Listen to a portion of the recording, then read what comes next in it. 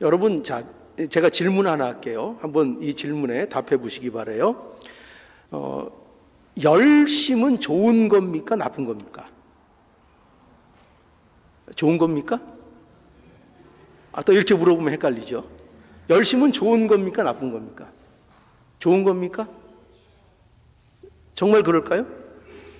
열심은 좋을 수도 있죠. 그러나 열심은 나쁠 수도 있어요. 그렇죠? 왜 그렇죠?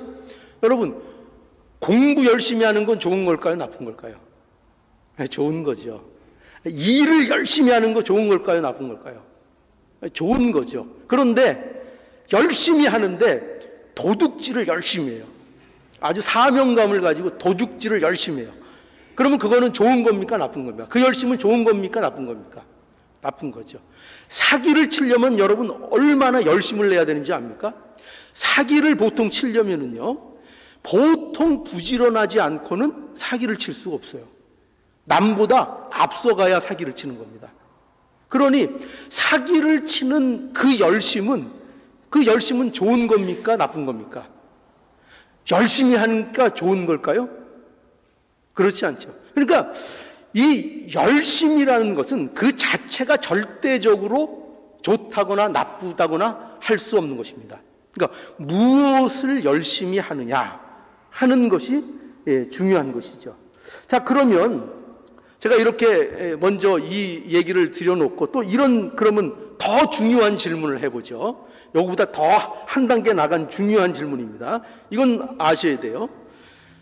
하나님께 열심히 있는 것은 좋은 겁니까? 나쁜 겁니까?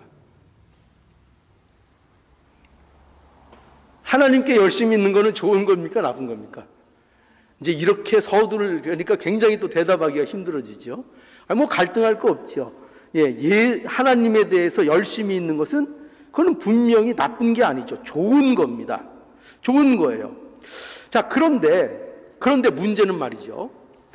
이스라엘이 하나님께 열심히 있는 것, 그 열심히 있는 것, 하나님에 대한 열심은 분명히 좋은 겁니다.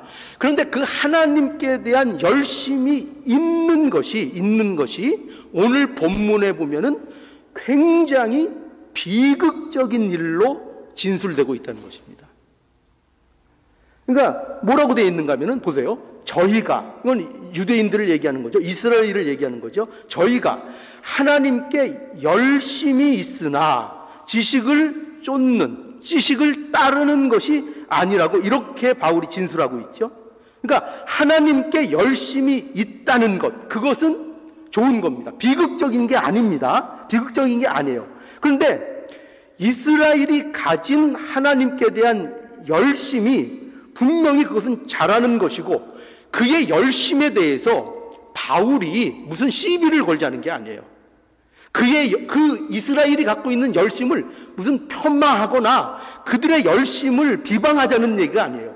열심은 좋은 겁니다. 그런데 그 열심이 어떤 열심인가 하면은 여기 보면은 이 분명히 존중받을 열심인데, 이러한 열심이 하나님에 대한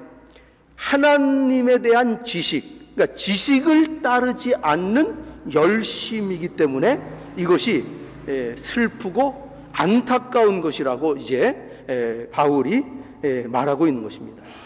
그러니까 이 이스라엘의 열심이 굉장히 비극적으로 보이죠.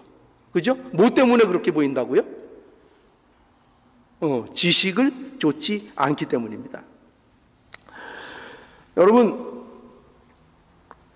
그럼 이렇게 지식을 따르지 않는 하나님께 대한 열심이 왜 이렇게 비극적이고 안타까운가 하면은, 이 지식을 쫓는다는 것은 뭘 얘기하겠죠? 지식을 쫓는다는 게 뭐예요, 도대체?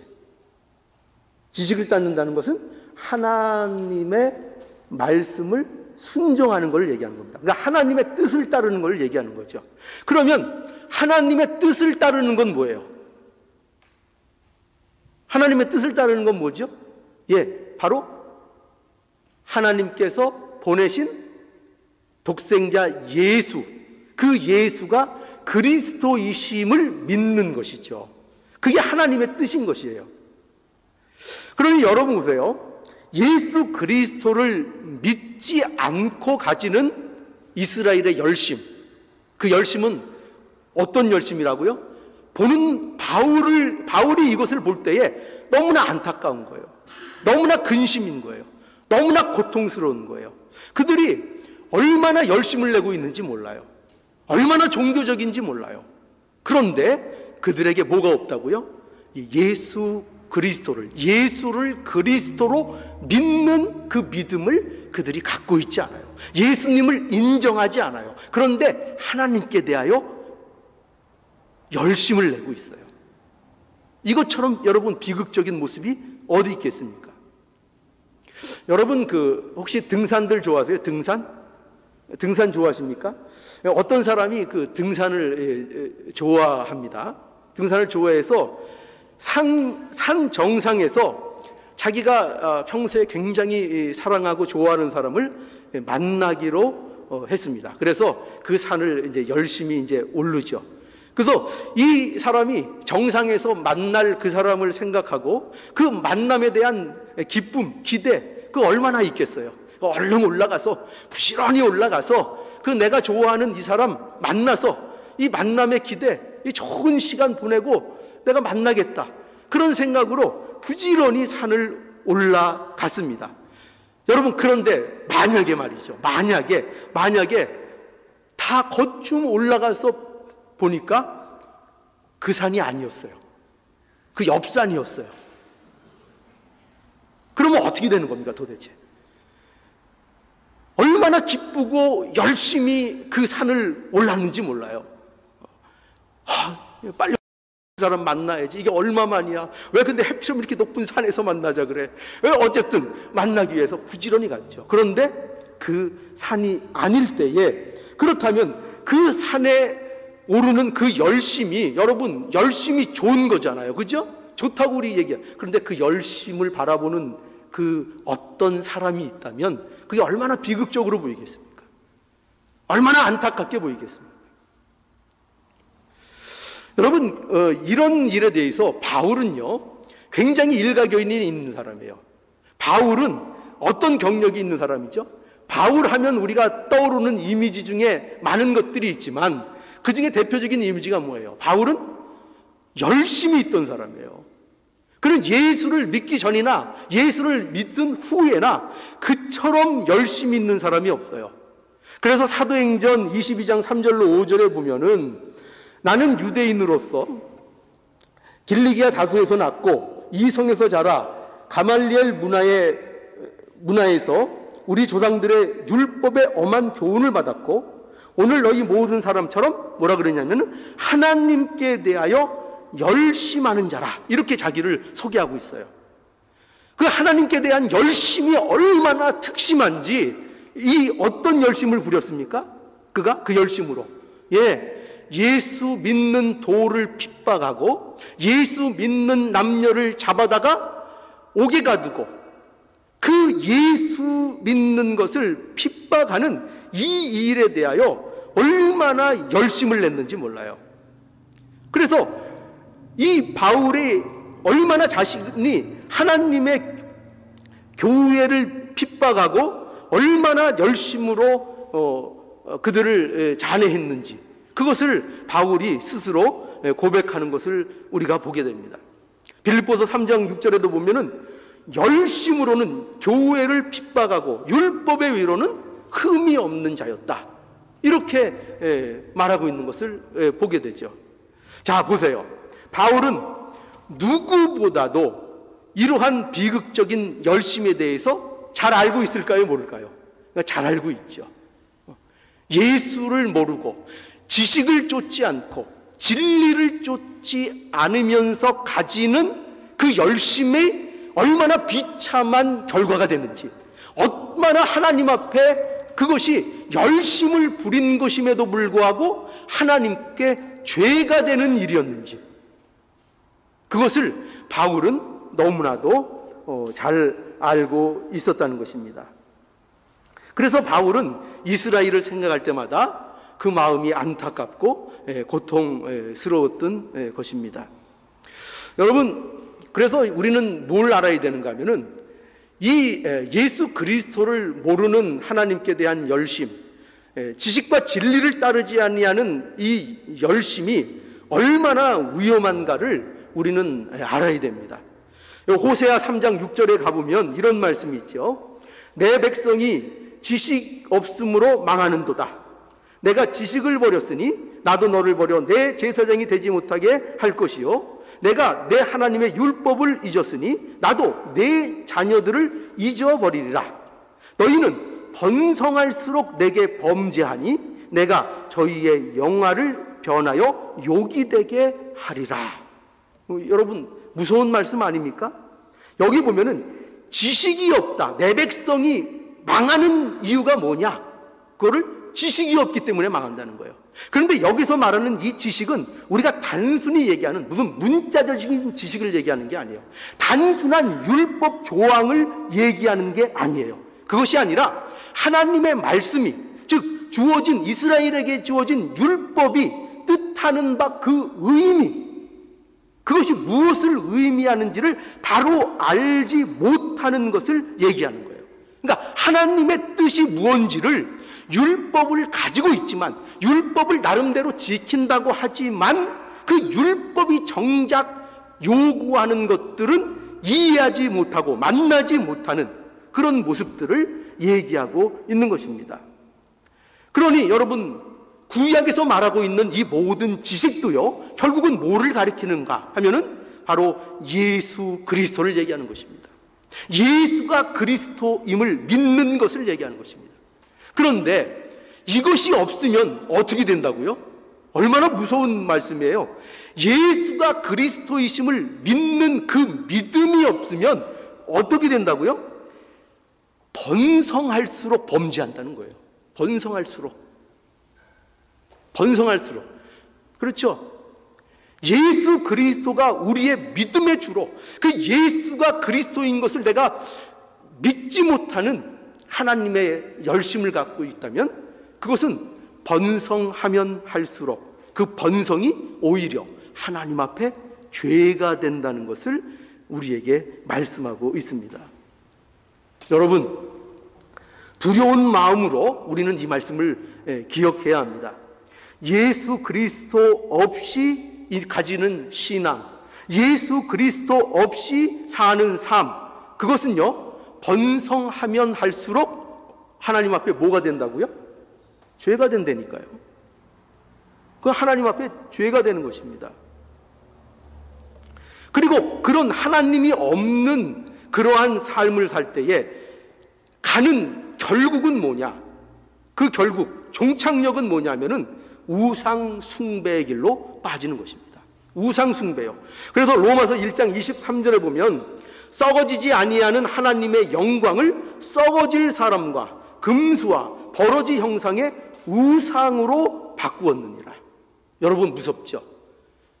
하나님을 모르는 자들, 진정 복음을 모르는 자들, 예수가 그리스도이심을 모르는 자들, 그들의 결국은 어디로 갈 수밖에 없다고요? 아무리 열심히 잘 살려고 해도, 아무리 착하게 살려고 해도 그 결과가 뭐라고요? 우상 숭배로 나가는 것입니다. 우상 숭배요. 그 우상 숭배의 정점이 누굽니까? 다른 거 얘기할 거 없죠. 자기 자신입니다. 자기를 우상 삼고 사는 거예요. 자기가 우상이 되어 버리는 것입니다. 그래서 하나님 없는 인생, 예수가 그리스도임을 거절하는 인생은 결국 가는 길이 뭐냐? 자기 우상화, 자기가 우상이 되어서, 자기가 이 인생의 주인이 되어서 사는 그 길을 걸어가게 되는 것입니다. 이단의 특징이 뭐냐면, 대표적인 것 하나가 뭐냐면 바로 안타깝게도 여기 열심을 갖는다는 것입니다. 열심이요.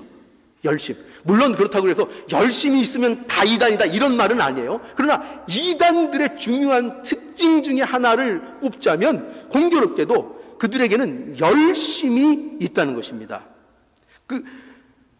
대체적으로 아주 특별한 열심을 갖고 있다는 것입니다.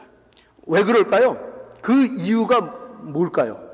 그것은 이런 이유 때문에 그래요. 그것은 이단들은 어떤 특정한 행위를 구원받는 일과 연결해서 강조하기 때문입니다. 예를 들어서 이런 거죠. 예를 들어서 신천지 같은 경우는 이렇죠. 14만 4천이라는 수에 들어가야지 되는 것입니다. 그런데 그 14만 4천의 수를 채우는 일에, 그러니까 추수꾼이라 그러죠. 그 일을 열심히 해서 그 수를 채우는 일에 협력하고 그 일을 해야 구원을 받는다고 얘기하는 것입니다. 그러니까 그게 중요한, 어떻게 보면 구원의 조건인 것입니다. 어떤 행위를 구원의 조건으로 제시해서 그 행위에 몰두하도록 만드는 것입니다. 그러면 여러분 어떤 결과가 나타나는지 아세요? 그게 뭐 행위를 강조하고 뭘 하라 그러니까 거기를 싫어할 것 같지요. 힘들어할 것 같죠. 근데 그렇지가 않습니다. 왜냐하면은 어떤 것을 해야 한다고 그것을 정해주면 신앙생활하기가 굉장히 편해지기 때문입니다. 그래서 그곳에 목을 매면 되는 거예요. 구심점이 딱 있잖아요. 무엇을 해야 되는가가 딱 정해지잖아요. 근데 이것만 하면 된다. 그러니까 이단들의 특징이 뭐냐면 이것만 하면 된다 이거예요. 이것만 하면 된다. 이것만 하면 구원받는다. 이것만 하면 된다. 이것만 하면 잘 된다. 라고 어떤 방점을 찍어줍니다. 그러면 거기에 어떻게 해요? 전부 다 우르르 몰려갑니다. 그것처럼 세상 편한 게 없어요.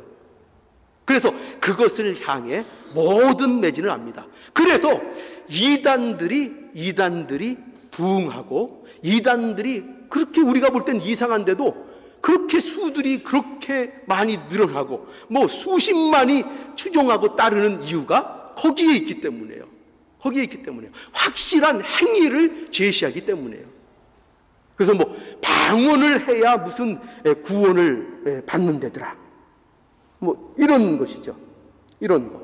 방언을 해야 구원을 얻는 데더라. 또는 무슨 666을 받으면 무슨 같은 거를 받으면 그 구원을 못 받는 데더라. 뭐 이런 구원의 어떤 그 조건을 이상한 것들을 갖다 대서 그것과 구원을 이렇게 매치를 시켜버립니다. 그래서 이런 것을 하면은 구원을 못 받고 이런 것을 안 하면 구원을 받고 이런 식으로 구원과 관련시켜서 조건을 만들어 버리는 것입니다. 거기에 사람들이 매료되는 거예요.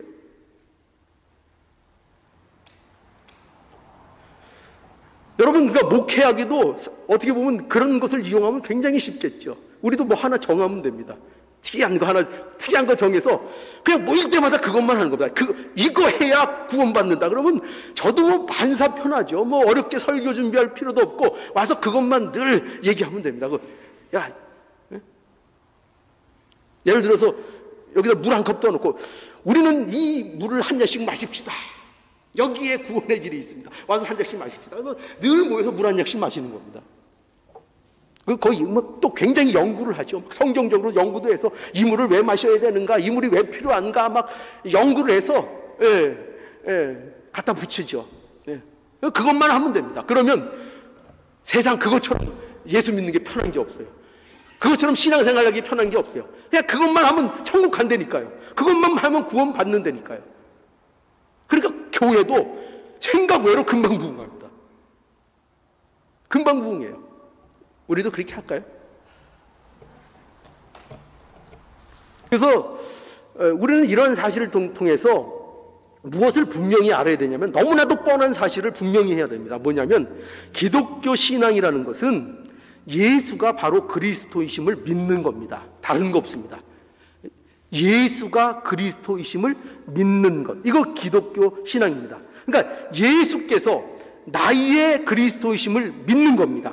예수께서 나를 위해서 십자가를 지시고 그리고 부활하심으로 구속의 진리를 완성하시고 그 그리스도의 이루신 의를 예수 그리스도께서 십자가에서 이루신 그 의를 나에게 입혀주셨다는 이것, 그리고 그것으로 인하여 나의 죄의 문제가 해결되었다는 것, 그리고 이러한 일로 인하여 우리에게 영생이 주어지고 하나님 앞에 영광스러운 그 자리에 가는 것이 허락되었다는 것을 믿는 것입니다. 이게 기독교 신앙입니다. 그러니까 예수를 그리스도로 믿고 그리스도 대신 예수로 만족하고 예수로 살아가는 것, 그것이 바로 기독교 신앙인 것입니다. 여러분 꼭 기억할 수 있기를 바라요. 예수가 그리스도이심을 믿고 그 예수로 살고 예수로 만족하는 겁니다. 이게 기독교입니다. 그러니 예수 그리스도가 전부인 삶이 되지 못하면서 아무리 예수를 말하고 십자가를 말한다고 해도 여기서 말하는 지식을 쫓아가는 것은 아닙니다. 우리는 이런 우를 종종 범합니다. 그래서 언제나 우리가 경계해야 될 게 뭐냐면은, 여러분 경계해야 될 게 언제나 이거죠. 비슷한 겁니다. 비슷한 거. 아주 달라버리면은 좀 괜찮습니다. 근데 비슷한 게 문제예요. 어떤 문제일까요? 분명히 예수에 대해서 엄청나게 얘기해요. 그냥 예수에 대해서 얘기합니다. 예수님을 믿어야 된다 얘기합니다. 또 십자가를 얘기합니다. 그런데 여러분 여기까지를 들어서는 몰라요. 여기까지를 들어서 그냥 모두가 예수를 얘기하니까요. 모두가 그리스도를 얘기하니까요. 뭐 그것도 얘기 안 하는 데가 있지만 그렇게 얘기합니다. 그러나 이렇게 결론이 내려지면 안 됩니다. 뭐냐면은 예수 그리스도를 믿는 것을 통해서 예수를 말하고 십자가를 말하지만 언제나 결론을 들어보면 세상에서 잘 먹고 잘 사는 것이 목적인 것, 이건 안 됩니다. 이거는 기독교 신앙의 정당한 모습이라고 얘기할 수 없습니다. 참다운 지식을 따르는 것이 아닙니다. 예수를 동원하고 십자가를 동원한다고 해서 그것을 통해서 무엇을 얻고 세상에서 남보다 내가 얼마나 더 잘되고 잘 먹고 잘 살고 하는가라는 것으로 그 신앙을 가지고 가고, 그런 결과를 보상으로 얻는 것으로 늘 제시한다면 그것은 무엇이 문제가 있는 것입니다. 엄밀히 얘기하면 예수 믿는 것이 무엇인지를 모르고 있는 것입니다. 여러분, 예수 믿는 것은요, 무슨 수단이나 방법이 아닙니다. 예수 믿는 것은 그것 이상이 없는 겁니다. 예수 믿는 것으로 인하여 그 이상되는 어떤 보상을 따내는 게 아닙니다. 예수를 믿고 예수의 십자가를 믿고 그 십자가를 믿는 사람으로서, 예수가 그리스도이심을 믿는 사람으로서 사는 그 삶이 그에게 복인 것입니다. 그것이 전부인 것입니다. 그것 이상이 없습니다. 그것을 제시해서 자꾸 결론을 어디로 가려고 그런다고요? 그러니까 아니 잘 나가요. 뭐 예수, 십자가 그렇게 강조하고 그렇게 내내 말하다가 결론을 꼭 가면은 그래서 우리가 세상에서 잘 먹고 잘 살읍시다로 나가는 겁니다. 이건 안 됩니다. 이건 기독교 신앙 모습이 아닙니다. 기독교 신앙은요, 예수로 만족하는 겁니다. 예수로 사는 것이 내게 기쁨이 되는 겁니다. 예수님만 나의 예수님이고 그 구원이 내게 있고 예수가 나와 함께 하시면 그것으로 만족하고 그것으로 기쁘다라는 것이 그리스도, 바로 기독교 신앙인 것을 알아야 됩니다. 그런데 안타까운 것은요, 오늘날 교회가 이것을 말할 용기가 없습니다. 이것을 말할 용기를 갖지 못합니다. 용기를 냈다가도 그래도 교인들의 눈초리가 조금 이상해지면 끝에 또 세상적인 복을 갖다가 붙입니다. 갖다 붙입니다. 그냥 예수가 복이다는 그것으로 매듭을 짓지 못합니다. 예수가 우리의 전부다는 그것으로 끝내지를 못합니다. 뭔가 부족한 것 같고 뭔가 더 해야 될 것 같고, 그래서 그 위에 예수 믿으면 세상에서도 잘 먹고 잘 산다는 것을 여러 가지 아주 뭐 이렇게 아름다운 표현으로 해서 갖다 붙입니다. 그러나 여러분 분명히 기억하십시오. 예수 그리스도, 그분이 예수가 그리스도임이 믿어지는 그것이 우리에게 복입니다. 그것 이상이 없습니다. 어떻게 그것 이상이 있을 수가 있겠습니까? 그것이 우리에게 복입니다.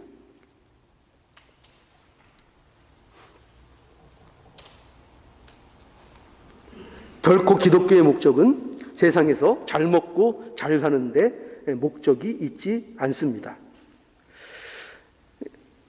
사람들이 멸망으로 가게 되는 것은 무슨 열심이 없어서 그런 게 아닙니다. 사람들이 멸망으로 걸어가게 되는 것은 무슨 착한 일을 하지 않아서 그런 게 아닙니다. 또 무슨 종교심이 없어서 그런 게 아닙니다. 어떤 열심이 없어서 그런 것이 아닙니다. 그들의 비극은 뭐냐? 다 예수 그리스도가 없기 때문입니다. 예수가 그리스도인 것이 믿어지지 않기 때문입니다. 그것이 비극인 것입니다. 그런데 온통 뭐는 주장한다고요? 하나님께 대한 열심은 갖고 있다고 얘기합니다. 하나님 앞에 열심을 부린다고 얘기합니다. 그러나 예수가 그리스도임을 믿지 못하면 참으로 무엇으로 치장해도 그 결말은 비극인 것입니다. 멸망인 것입니다. 여러분, 그러므로 우리는요, 우리의 의의를 포기할 수 있어야 되겠습니다. 인간이 가지고 있는 아주 이 본질적인 이 본성, 자기의의를 세우려고 하는 것, 자기의의를 세우려고 하는 것. 여기 오늘 본문에도 보면은 왜 이렇게 예수가 그리스도이심을 믿는 것을 거부하고 있는가? 이스라엘이 3절에 보면 이렇게 돼 있죠. 힘써 하나님의 의를 복종치 아니하였느니라. 그런데 그 이유가 뭐냐면은 그게 뭐라고요? 하나님의 의도 모르고, 그리고 하나님의 의도 모르니까 뭘 한다고요? 자기의를 세우려고. 자기의. 그래서 여러분 아셔야 돼요. 모든 타락한 인간은 무엇에 혈연되어 몰두하고 있는가 하면은 자기의 세우는 데에 몰두하고 있는 것입니다. 자기의를 세우는 거예요. 이것이 인간이 가진 죄성입니다. 그래서 인간은 어떻게 해서든지 자기의를 세우고 싶어 하는 겁니다. 이것이 뭐냐면은 이게 바로 종교심이라는 거예요. 종교심. 인간은 하나님이 주시는 것으로 만족을 못 한다는 것입니다. 이게 종교심이에요. 그러니까 하나님이 주는 것으로 만족하지 못하고 하나님과의 관계에서 하나님이 주시는 은혜, 그 하나님이 주시는 구원, 그것을 다 만족하지 못하고 그 일에 대해서 꼭 인간은 무엇을 갖고 싶은가 하면은 내가 내세울 수 있는 공로가 없는가를 꼭 찾고 싶어 한다는 것입니다. 내가 기여한 거 없나? 내가 구원받기에 무슨 조금이라도 남과 다른 게 없나? 내가 의로 내세울 수 있는 무엇이 내게 없는가? 이것을 인간은 본성적으로 찾고 몰두한다는 것입니다. 분명히 하나님께서는 나를 구원하신 것이 어떤 이유가 있을 거야. 다른 사람보다 내가 종교심이 더 있다거나, 아니면 우리 가족 중에 목사님이 있다거나, 하여튼 여러 가지 어떤 조건이든지 이유가 있을 거야. 그래서 하나님이 나를 이렇게 구원하셨지, 괜히 나를 구원하셨겠어? 어떤 조건이라도 찾아내고 내게, 인간 쪽에게, 우리 안에 어떤 내세울 수 있는 의의가 있다고 그렇게 주장하고 싶은 겁니다. 이거를 포기해야 됩니다. 이 의의, 나에게는 어떤 의의도 없습니다. 하나님 앞에 인정받을 수 있는 어떤 의의도 없습니다. 오직 예수 그리스도의 의로만 내가 하나님 앞에 나아갑니다. 이것이 기독교인들의 정당한 모습이에요. 자, 그래서 우리 모두가 이 말씀을 통해서 은혜가 필요하다는 사실을 다시 한번 확인해야 되겠습니다. 우리에게 뭐가 필요하다고요? 은혜가 필요합니다. 모든 사람에게 은혜가 필요합니다. 오늘 1절에 보면은 여기 이렇게 바울이 자신의 마음을 얘기하고 있죠. 형제들아, 한번 볼까요? 형제들아, 내 마음에 원하는 바와 하나님께 구하는 바는 이스라엘을 위함이니 곧 저희로 구원을 얻게 함이라고 바울이 얘기합니다. 이건 바울이 자기의 마음을 표현한 거죠. 근데 바울은 어떤 마음을 갖고 있는가 하면은 이스라엘이 구원받기를 원한다고 그 마음을 얘기하고 있어요. 그러한 바울이 이렇게 이스라엘의 구원에 대해서 그들이 구원이 받았으면 좋겠다는 이런 안타까움을 얘기하는 것은 굉장히 우리에게 중요한 사실을 알게 합니다. 그게 뭘까요? 그거는 바로 이거죠. 이거는 유대인들이, 이스라엘이 놓치고 있는 거예요. 뭐냐면 바로 이스라엘에게도 구원이 필요하다는 사실입니다. 그러니까 이스라엘에게도, 유대인에게도 구원이 필요하다는 것입니다. 구원이 필요하다는 것입니다. 은혜가 필요하다는 것입니다. 여러분, 이게 왜 중요한가 하면요, 유대인들은 심각한 오해를 하고 있었어요. 그 오해가 뭔가 하면은 이런 오해입니다. 그것은 자신들은 예수가 필요 없는 자들이라고 생각한 겁니다. 이 유대인들은요. 유대인들은 자신들은 예수의 십자가가 필요한 죄인이라고 믿질 않았어요. 그걸 안 믿었어요. 어떻게 우리가 죄인이냐? 우리는 하나님의 선택된 민족이고 아브라함의 자손이고 우리가 율법을 가졌다. 그런데 우리가 어떻게 저 이방인들과 똑같은 취급을 받을 수 있는가? 우리는 죄인이 아니다. 그래서 우리는 이방인들이나 어떻게 보면 필요한 그런 대속의 십자가를 지는 그런 메시아, 그런 예수는 우리의 그리스도가 될 수 없다라고 그들은 생각했던 것입니다. 예수 그리스도는 더러운 저 이방인들에게나 필요한 존재지 우리처럼 이렇게 고결하고 율법 가지고 있고 아브라함의 자손이고 한 우리에게는 필요가 없다라고 그들이 오해하고 있었습니다. 그런데 바울이 뭐라고 그러죠? 이스라엘이 구원을 받기를 원한다는 이 진술을 통해서 무엇을 우리에게 말하고 있는 것입니까? 이런 이스라엘도 사실 구원이 필요하다는 것입니다. 이스라엘이라고 해서 다르지 않다는 것입니다. 유대인도 이방인과 똑같이 은혜가 필요하고 유대인도 구원이 필요한 죄인들이라고 말하고 있는 것입니다. 여러분, 혹시 우리는 종종 이런 오해들을 하고 있지 않나요? 하나님의 은혜가 혹시 필요 없다고 생각하는 분이 있으실지 모르겠어요. 또는 어떤 사람들은 은혜가 필요 없는 사람들이 있다고 그렇게 생각하실 수도 있습니다. 그래서 하는 말이 있죠. 뭐냐면 이런 말이에요. 여러분들도 들어보셨겠죠. 야, 저 사람은 예수를 몰라도 천국 갈 사람이다. 얼마나 사람이 참 참하고 착한지 저 정도 착하고 저 정도 선하면 그 예수 믿을 필요가 있냐. 예수 안 믿고도 천국 갈 사람이다. 예수가 필요 없다. 이렇게 세상에서는 많이 얘기들을 합니다. 여러분, 예수를 안 믿지만 구원받을 사람이 있을까요? 예수를 안 믿고 천국 갈 사람이 이 세상에 있을까요? 아니요. 그런 사람은 없습니다. 결단코 그런 사람은 없습니다. 결단코 없습니다. 여러분, 그 유명한 간디, 슈바이처 이런 사람들이 예수를 모르면 천국 갈까요? 못 갈까요? 못 가는 거죠. 그들이 아무리 훌륭해도. 많은 사람들은 기독교 신학자들이나 많은 교계에서는 이 간디나 이 슈바이처 같은 사람들도 예수를 안 믿는다고 합니다. 예수를 안 믿는다고 그래요. 여러분, 예수를 안 믿으면요, 그 세상에 어떤 사람도, 예수가 그리스도임을 모르는 사람은요, 어떤 경우에도 하나님의 나라에 들어갈 수 없습니다. 하나님의 은혜를 경험할 수 없는 것입니다. 여러분, 그래서 우리 잘 아는 요한복음 3장에 가보면 니고데모가 나오죠. 여러분, 니고데모 혹시 아세요? 니고데모 나오죠. 그리고 그 3장 다음에 보면은 누가 나오는가 하면은 사마리아 여자가 나옵니다. 사마리아 여자, 우물가의 여인, 여자, 사마리아 여인, 예수님께서 찾아가신 여인이죠. 남편이 5 있고, 그리고 지금 또 다른 남자하고 살고 있는, 그죠? 그 사마리아 여자가 있습니다. 여러분, 이 니고데모와 사마리아가 이렇게 3장과 4장에 나란히 등장하는데, 이 두 사람 중에 여러분이 생각하기에는 누가 하나님의 은혜가 필요할까요? 누가 하나님의 은혜가 필요하겠습니까?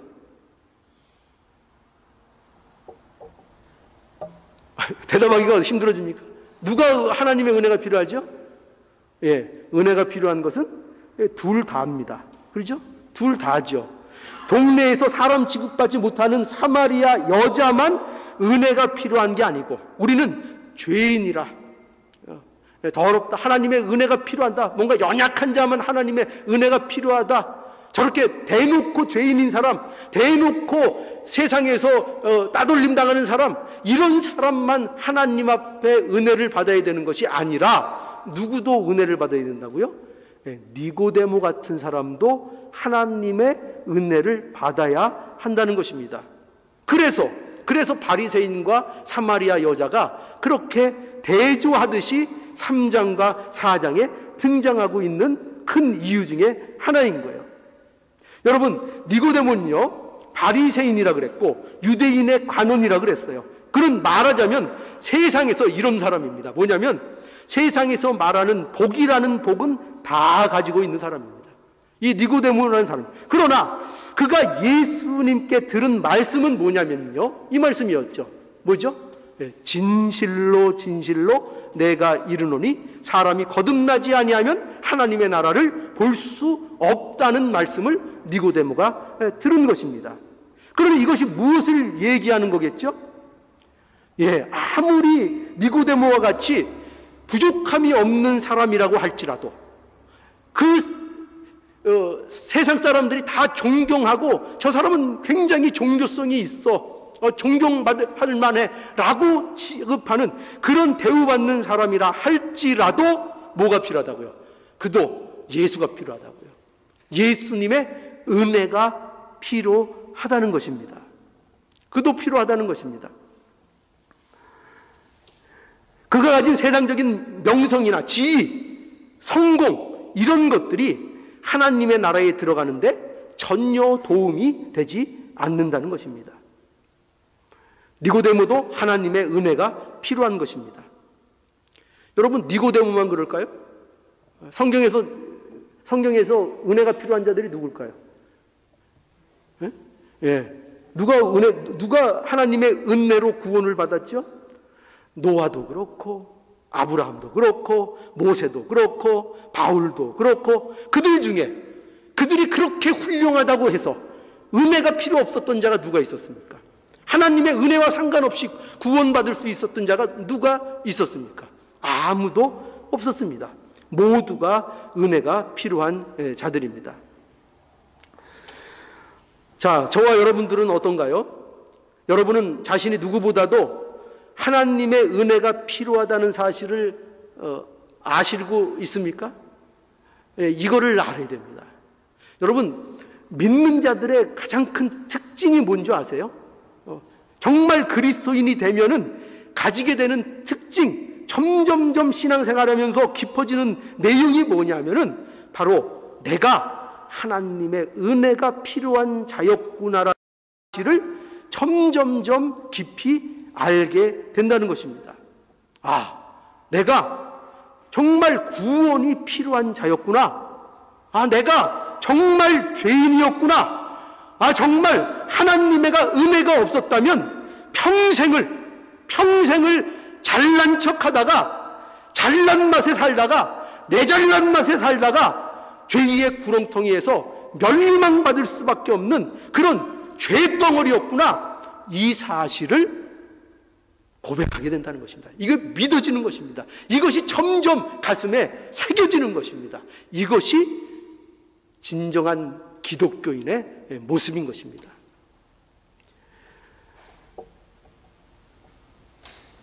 자, 오늘날 저와 여러분의 모습은 어떻습니까?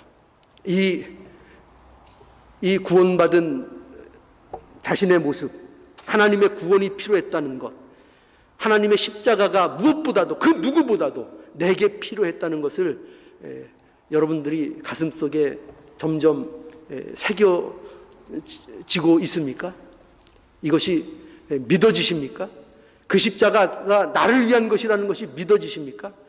그 십자가가 없었더라면 내가 어떻게 살았을까? 그 상상만 해도 소름이 끼치는 것이 경험이 되십니까? 내 예수님이 나를 건져주시지 않았다면 내 잘난 맛에 참 묘해요. 잘난 것이 없는 사람일수록 그렇게 또 잘난 척을 해요. 참 이상하죠. 객관적으로 봐도 그렇게 어떤 사람은 잘난 게 좀 세상적으로 있어서 잘난 척하면 그런가 하는데, 잘난 척 할 것도 내가 볼 때는 없어 보이는데 그렇게들 그 자존심도 세고 잘난 척들을 그렇게 합니다. 여러분들은 어떻습니까? 내가 이 죄인인 것, 이것이 가슴속에 날마다 새겨지십니까? 하나님의 말씀 속에서 이게 확인돼야 됩니다. 이게 점점 깊어져야 됩니다. 이것이 바로 하나님 믿는 하나님의 백성의 복된 모습입니다. 이 복된 모습이 우리 모두에게 넘치는 귀한 신앙생활이 되도록 간절히 원합니다.